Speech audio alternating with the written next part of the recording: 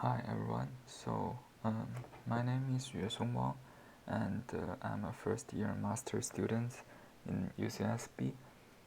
This is my final project presentation for the course CS263, and my project name is BIY. It's the short for Build It Yourself. Let's get started. This is my today's outline.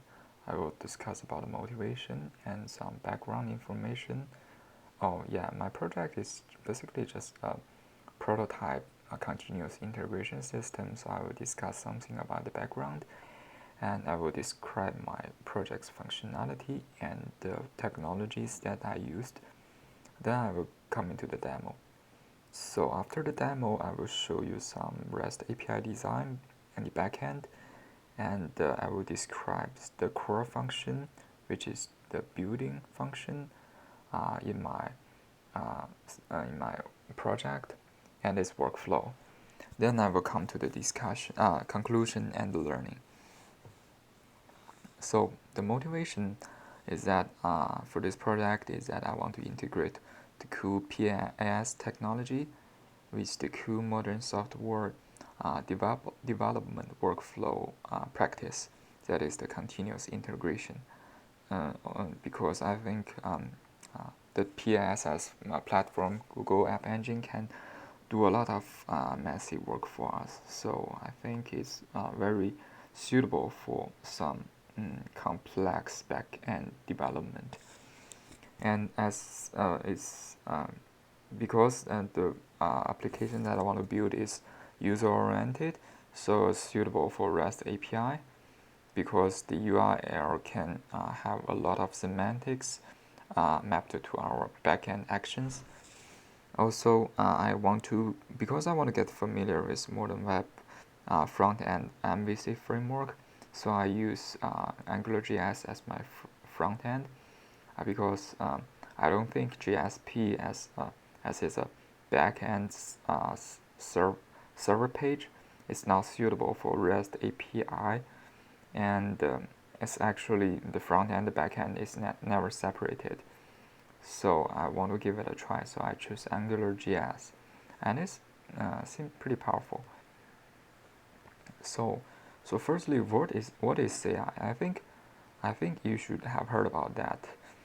CI is just a development practice that when you push a code or your teammate push a code to the repository, it will build automatically and run the test, and so it allows the team to detect the problem in your code early when there's a message saying that the CI build failed because there's a test case that wasn't passed. So there are some famous open source continuous integration server like Jenkins. I use this in my project, and there are also some famous SaaS CI service. Travis CI is the one I try to imitate. So about the project, you can see this is Travis CI's from user interface, and this is mine. So the project is just a prototype CI system. It follows the REST API backend design and the user interface like Travis CI's, which is pretty cool. I get to know this from my last quarter's course. It's easy to use and very powerful for a team project. So what can it do? It can, this is the workflow. When you log in with your GitHub account, you can synchronize your repositories with my system within one click. And also you can build a repository when there's a push to your repository automatically. And you, because the building could takes a long time, so the system will fetch the log of the build to the front end UI timely, so you can see what's going on really easy and simple. So this is my technology stack. So the front end I use Materialize CSS and jQuery. So it has the feeling like this. It's pretty graceful.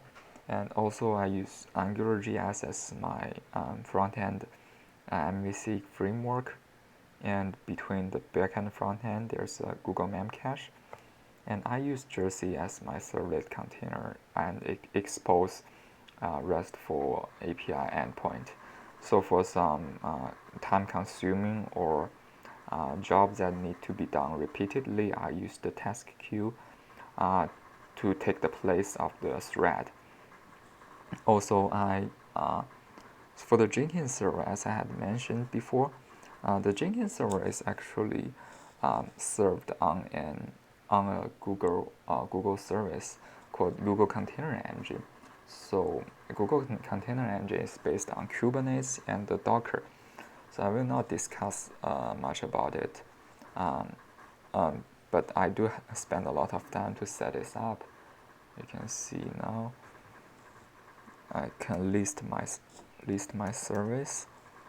You can see there's a Jenkins service running in my Google container cluster, and it has an external IP, so I can use the API endpoint exposed by this Jenkins service and trigger some build automatically. One of the advantages of using the Google Container Engine is that you can have a high availability and scalability at the assistance of the Kubernetes and Docker. So this is this, and I store my log in Google Cloud Storage because the log could get really huge and it cannot be stored in the data store directly. And for other server info, I will store it in data store. So let's go to the. So here's the demo. So this is my index page. BIY build it yourself, and I click login here. It will ask you for the permission to authorize my application to access your GitHub information. So I authorize this information, and you successfully log in.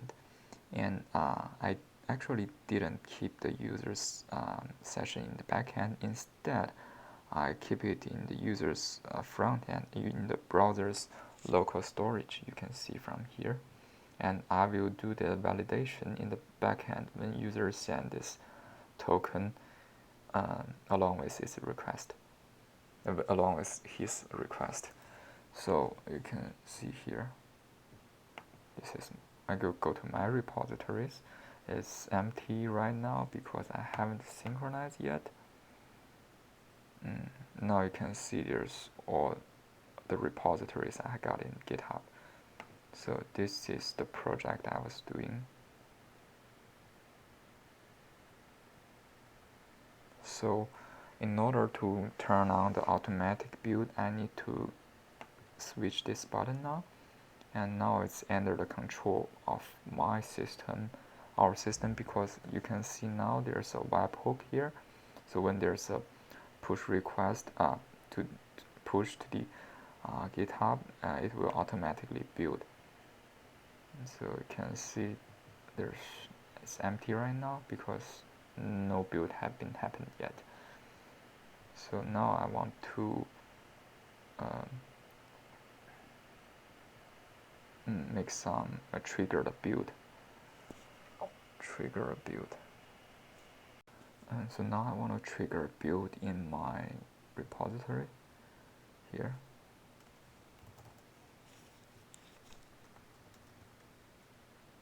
So there's a build push event trigger, and you can see from here.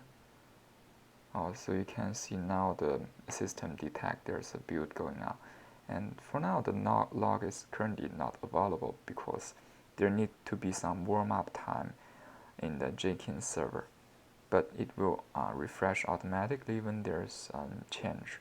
So you can see, yeah, this is the result of my build.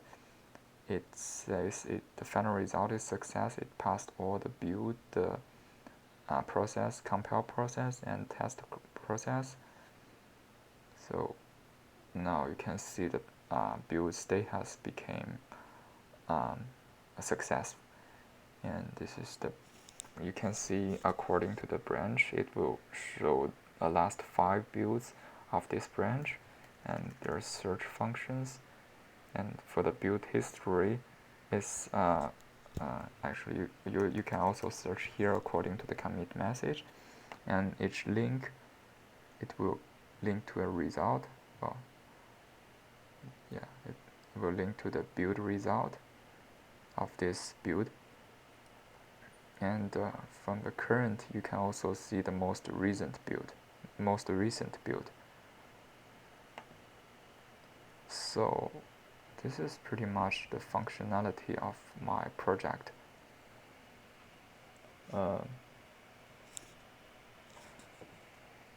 Yeah, it's actually, it looks simple, but it takes me a lot of time to get to know what's the next step, because it's not that obvious.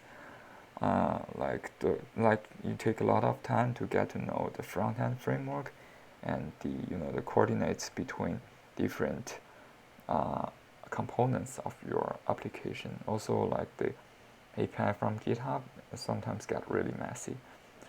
So after the demo, this is my REST API design. So this is the REST entry point. I totally designed my backend API to follow the RESTful specification and make it to different resources. So this is the user resource, and for one user, it may have several repositories. So this is the repository sub-resource. So for which each sub-resource, it may have a lot of branches. It's also a sub-resource. It has a lot of builds. It's also sub-resource. Also, for the webhook, that is the trigger here. You can see the trigger here, the webhook. You can turn it on and turn it off. That is also a resource. So this is my resource for design. I actually didn't expose all of the resource for endpoint, all of the REST endpoint to the user, because some of the resource should be managed by us. Like, you cannot create a branch from our service, right? So yeah, that's it. Yeah, so next thing I'm gonna talk about is the build workflow. This is the core part of my functionality, and it takes a lot of time for me to set this up.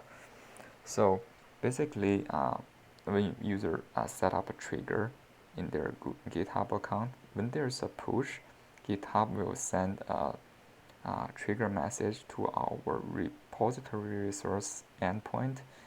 This is a hook receiver I set up, and it will this service, this endpoint will trigger and build from this endpoint, the build resource endpoint, and then the build resource will synchronously create a build entry in the data store. Just create a sub-resource, namely the build, and its related information, and asynchronously invoke two functions. The one is the real build worker. You need to really do the build. So this one will collect the necessary information from the GitHub hook payload and parse it, send necessary information to the build work servlet. So I didn't design it as a RESTful API because it is not. So it's just a simple servlet, and also this servlet will start a job by creating an XML template, send it to the Jenkins server, and the job will be built here. So also there is an other asynchronous call to the log fetch job, because you need to see the job updated continuously on the user interface, right? So you need to have a servlet that continuously fetch the progressive job log from the Jenkins server and put it to the cloud storage. It could be pretty huge, so I prefer to store it in cloud storage. But the job status, the build status should be updated to the data store to indicating that whether the build is failed or success. So it's actually a time-consuming job. So I did it by repeatedly invoke this method queue when there's still more log to be fetched, or when there's still when the log is not available. So it's repeatedly fetching. And also the front end will make some timeout AJAX query triggered by AngularJS to query this build resource. This build resource will fetch the log from the data storage and fetch the build status from the data store and the build log from cloud storage and integrate it and show it to the user continuously. So this is the build workflow. So a little bit of code demo here. So this is my whole project setup. I use the filter to make the AJAX cross-set query available, because there are some restrictions for AngularJS to query a REST service which is not same origin. This is my resource, different resources. You can see there's a user resource. I will do the validation at the beginning. If the user does not have the permission to invoke this REST API, I will send an unauthorized response. Also, you can see here there's some cache stuff here. So this is the servlet. This is one to do the real job. And yeah, actually the resource will add up, will invoke some time-consuming job using the queue service. Yeah, so this servlet, and this is the utils, some utils I used. And also we have a lot of view model, because the converting from the GitHub APIs model to entity in data store, and convert entity from data store to the view model of my front end is pretty messy. So this is my front end, and yeah, this is just basically the AngularJS front end. Yeah, it's not too much to talk about here. The AngularJS frontend has a good support for RESTful API. So the conclusion and learning. So from this project, I learned that REST API design is pretty useful for the CURD application. So I think the one stuff that I learned is that I should better design a list of API interface before do the coding, because I spend a lot of time revising my code just to make it comply to the API RESTful RESTful specification. And also I know that AngularJS is powerful.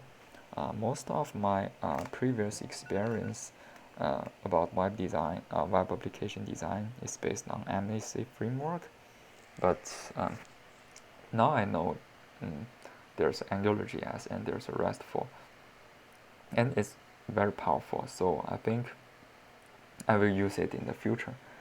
But JS is pretty hard to use and maintain. It's a dynamic language and it's pretty weird. Yeah, I need to learn much about it. So Google is a very Google PaaS platform is very powerful and convenient. And what's more, I also need to enhance a lot, like my coding style and UI design, because it's pretty a prototype project. Also, my project now just support Maven 3 build, because I think it's a prototype, but I didn't dig much into Jenkins, but I think I should add parameterized build and multi-language support for my for this service. I think it's pretty simple if you are familiar with Jenkins. So yeah, that's pretty much it. And I do learn a lot from this course. I think it's the best course I ever had in this university. And yeah, I've been always wondering what's going on beside the hood for Java. And thanks for letting me know that much about the runtime system, and thanks for having me get familiar with PASS and RESTful. Yeah, and thanks for watching.